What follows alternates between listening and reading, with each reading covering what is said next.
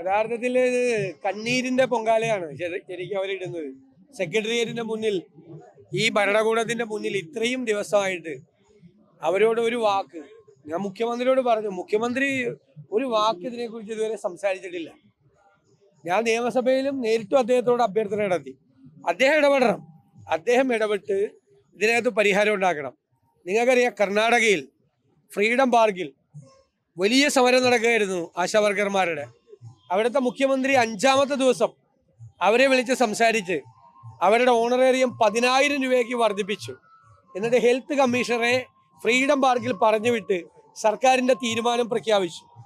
അതുപോലെ നമ്മുടെ മുഖ്യമന്ത്രി, കർണാടക മുഖ്യമന്ത്രി ചെയ്തതുപോലെ അവരുടെ പ്രതിനിധികളെ വിളിച്ച് സംസാരിച്ച് അവർക്ക് വേണമെങ്കിൽ 1-2 ഘട്ടമായിട്ട്, ഒറ്റയടിക്ക് ചിലപ്പോൾ എല്ലാ ആവശ്യം ചെയ്യാനൊരു ഗവൺമെന്റിന് കഴിയില്ല, 1-2 ഘട്ടമായിട്ട് അവർ ചോദിച്ചിരിക്കുന്ന ന്യായമായ ആവശ്യങ്ങൾ, റിട്ടയർമെന്റ് ബെനിഫിറ്റ്, ഓണറേറിയം കൂട്ടണം. ഇപ്പൊ കേന്ദ്ര ഗവൺമെന്റ് കൂട്ടും എന്ന് പറഞ്ഞു, അപ്പോൾ സംസ്ഥാന ഗവൺമെന്റും കൂട്ടി അവരുടെ സങ്കടം മാറ്റണം. ന്യായമായ ഒരു സമരമായതുകൊണ്ടാണ് ഞങ്ങൾ പിന്തുണച്ചത്. ഞങ്ങൾ നിയമസഭയിൽ കൊണ്ടുവന്നു. എല്ലാ ദിവസവും ഞങ്ങൾ നിയമസഭയിൽ സംസാരിക്കുന്നുണ്ട്. ഞാൻ മുഖ്യമന്ത്രിയോട് നേരിട്ട് സംസാരിച്ചു. മുഖ്യമന്ത്രി, കേരളത്തിന്റെ മുഖ്യമന്ത്രി ഈ കാര്യത്തിൽ അദ്ദേഹം മുൻകൈയെടുത്ത് ചർച്ച നടത്തി ഈ സമരം തീർക്കണമെന്നാണ് ഞങ്ങളുടെ അഭ്യർത്ഥന. അദ്ദേഹം അത് ചെയ്യുമെന്നാണ് ഞാൻ പ്രതീക്ഷിക്കുന്നത്. അങ്ങനെ ചെയ്താൽ ഞങ്ങളുടെ പൂർണ്ണമായ പിന്തുണ സർക്കാരിനുണ്ടാവും. ഈ കാര്യത്തിൽ ഞങ്ങൾ സർക്കാരിനെ നമ്മൾ കുറ്റപ്പെടുത്തി സംസാരിച്ചിട്ടുണ്ട്. സ്വാഭാവികമായിട്ട് പ്രതിപക്ഷമാണ് ഇത്രയും ദിവസമായി. പക്ഷെ ഞാനിപ്പോൾ അപേക്ഷയാണ് മുഖ്യമന്ത്രിയുടെ മുന്നിൽ ഇവർക്ക് വേണ്ടിയിട്ട് ഞാൻ അപേക്ഷ വയ്ക്കുകയാണ്. അദ്ദേഹം മുൻകൈയെടുത്തത് തീർക്കണം. അതാണ്, അത് തീർക്കാൻ പറ്റും. നമ്മുടെ എംപിമാരും ഡൽഹിയിൽ കേന്ദ്ര ഗവൺമെന്റിനെ കൊണ്ട് ഇത് വർദ്ധിപ്പിക്കാൻ ഏറ്റവും കൂടുതൽ സമ്മർദ്ദം ചെലുത്തിയത് നമ്മുടെ കേരളത്തിൽ നിന്നുള്ള എംപിമാരാണ്. ഞാൻ അവരെ പ്രത്യേകമായി അഭിനന്ദിക്കുകയാണ്. അവർ നടത്തിയ സമ്മർദ്ദമാണ് കേന്ദ്ര ഗവൺമെന്റ് ആശാവർക്കർമാരുടെ, അപ്പൊ ഇവർ നടത്തിയ സമരം കൊണ്ട് രാജ്യവ്യാപകമായ ആശാവർക്കർമാരുടെ, കാരണം കേന്ദ്ര ഗവൺമെന്റ് ഇൻസെന്റീവ് വർദ്ധിപ്പിക്കുമ്പോൾ രാജ്യവ്യാപകമായ ആശാവർക്കർമാർക്ക് അതിന്റെ ക്രെഡിറ്റ് കൂടി ഇവർക്ക് കിട്ടും. ഈ സമരം ചെയ്തവർക്ക്, ഇവർ കാരണം രാജ്യത്തെ മുഴുവൻ ആശാവർക്കർമാർക്കും അത് കിട്ടും. അത് യാഥാർത്ഥ്യമാക്കാൻ മുൻകൈയെടുത്തത് കേരളത്തിൽ നിന്നുള്ള നമ്മുടെ എംപിമാരാണ്. അപ്പൊ അവരെ ഞാൻ അക്കാര്യത്തിൽ പ്രത്യേകമായി അഭിനന്ദിക്കുന്നു. അപ്പൊ സംസ്ഥാന ഗവൺമെന്റും സംസ്ഥാന മുഖ്യമന്ത്രിയും കർണാടക മുഖ്യമന്ത്രി ചെയ്തതുപോലെ ഇത് ചെയ്യണമെന്നാണ് ഞങ്ങളുടെ അഭ്യർത്ഥന. അല്ല, അവര് പൂർണ്ണമായ പിന്തുണ കൊടുക്കുന്നുണ്ട്. INTUC സംഘടനയുമായി ബന്ധപ്പെട്ടിട്ടുള്ള ആശാവർക്കർമാർ വിവിധ ജില്ലകളിൽ ഇതിന് സമരം ഇതേ ആവശ്യം ഉന്നയിച്ചുകൊണ്ട് സമരം നടത്തുന്നുണ്ട്. അല്ലാതെ തർക്കങ്ങളൊന്നുമില്ല.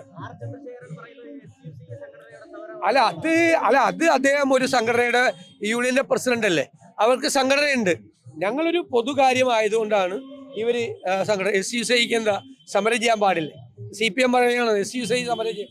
ഏത് രാഷ്ട്രീയ പാർട്ടിയാണെങ്കിലും ആരാണെങ്കിലും, ഇവര് നിരോധിച്ചേക്കുന്ന പാർട്ടിയൊന്നും അല്ലല്ലോ. അവര് സമരം ന്യായമായ കാര്യമാണെന്ന് പറഞ്ഞിട്ടാണ് ഞാൻ ആദ്യത്തെ ആഴ്ച തന്നെ ഇവിടെ വന്ന് ഈ സമരത്തിന് പിന്തുണ കൊടുത്തത്. ശരിയാണെന്ന് തോന്നി അവർ ചെയ്യുന്നത്. മാത്രമല്ല, ഇത്രയും സ്ത്രീകള് കുറേ ദിവസം ഈ സെക്രട്ടേറിയറ്റിന്റെ മുമ്പിൽ വന്നിരുന്ന് സമരം ചെയ്യുമ്പോൾ നമ്മളത് കാണാതെ പോയാൽ പിന്നെ നമ്മൾ എന്ത് പൊതുപ്രവർത്തകരാ? എത്ര ദിവസം നമുക്ക് കാണാതിരിക്കാൻ പറ്റും? ഞാൻ 2-3 ദിവസമൊക്കെ അവരെ മുമ്പിൽ കൈ കാണിച്ചു പോയി. കാരണം അവരൊരു സംഘടന നടത്തുന്ന സമരമാണ്. പിന്നെ ഞാൻ അവരുടെ അടുത്തേക്ക് ചെന്നു, അവർ വിളിക്കുകയും ചെയ്തു, അവരുടെ അടുത്തേക്ക് ചെന്നു. ആ സമരത്തിന് പിന്തുണ പ്രഖ്യാപിച്ചു. അതിന്റെ അവസാനം വരെ കൂടെ നിൽക്കും. ഇത് നേടിയെടുക്കുന്നത് വരെ അവരുടെ കൂടെ നിൽക്കും. അതൊരു ന്യായമായ കാര്യമാണ്. പിന്നെ സർക്കാരും ആരോഗ്യമന്ത്രിയും നിയമസഭയിൽ വെച്ച കണക്കൊക്കെ തെറ്റാണ്. അത് ശരിയല്ല, തെറ്റാണ്. ഞാൻ എല്ലാ കണക്കും ആ നിയമസഭയിൽ കൊണ്ടുവന്നതാണ്.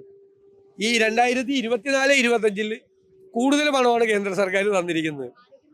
23-24 കേന്ദ്ര ഗവൺമെന്റും സംസ്ഥാന ഗവൺമെന്റും തമ്മിൽ തർക്കമുണ്ട്. അപ്പോൾ ഈ പൈസ കൊടുക്കില്ലായിരുന്നു. ഇപ്പോൾ അവർ കത്തെഴുതി സംസ്ഥാന ഗവൺമെന്റ്. അത് ഈ ആശാവർക്കർമാരുടെ കാര്യത്തിലല്ലതേ, NHM ആണ്. NHMന്റെ പണമാണ് കൊടുക്കുക. അല്ലെ 900 കോടി കേരളത്തിലെ ആശാവർക്കർമാർക്ക് കേന്ദ്രം കൊടുക്കുവാണ്. 900 കോടി കൊടുക്കുന്നത് NHMന്റെ ഫണ്ടായിട്ടാണ്. അതിൽ നിന്നാണ് ഇവരുടെ ആ കേന്ദ്രം കൊടുക്കുന്ന ഇൻസെന്റീവ് എടുത്ത് കൊടുക്കുന്നത്. അപ്പൊ ഇവരുടെ കാര്യത്തിൽ 100 കോടി രൂപ കേന്ദ്രം ഒന്നും കൊടുക്കാനില്ല, NHMലായിരുന്നു കൊടുക്കാനുണ്ടായിരുന്നു. അത് ഞാൻ പറഞ്ഞപ്പോൾ ജനുവരി 25-ാം തീയതിയാണ് 100 കോടി കൊടുക്കുക, 97 കോടി കൊടുക്കാൻ. ഫെബ്രുവരി 12-ാം തീയതി അത് കൊടുത്തു. അപ്പൊ ഈ വർഷം 1 രൂപ കൊടുക്കാനില്ല. പിന്നെ എന്തിനാ പറയുന്നത്? 2024-25 കേന്ദ്ര ഗവൺമെന്റിൽ നിന്ന് ഇനി 1 രൂപയും കിട്ടാനില്ല, കൂടുതലാണ് കിട്ടിയിരിക്കുന്നത്. കണക്കുണ്ട്, കറക്റ്റാണ് കണക്ക്. നിങ്ങൾ അന്വേഷിച്ച് നോക്കിക്കോ. അത് നിയമസഭയിൽ തന്ന ഉത്തരവാണ്. അതുകൂടി മനസ്സിലായി. നിയമസഭയിൽ തന്നിരിക്കുന്ന ഉത്തരവാണ് ഞാൻ വായിച്ചത്. നിയമസഭയിൽ തന്നിരിക്കുന്ന ഉത്തരവ്. അതിനുശേഷം അത് ജനുവരി 25, അതിനുശേഷം ഫെബ്രുവരി 12-ാം തീയതിയാണ് ബാക്കി ഈ പണം കൂടി കൊടുത്തത്. അത് യാഥാർത്ഥ്യം.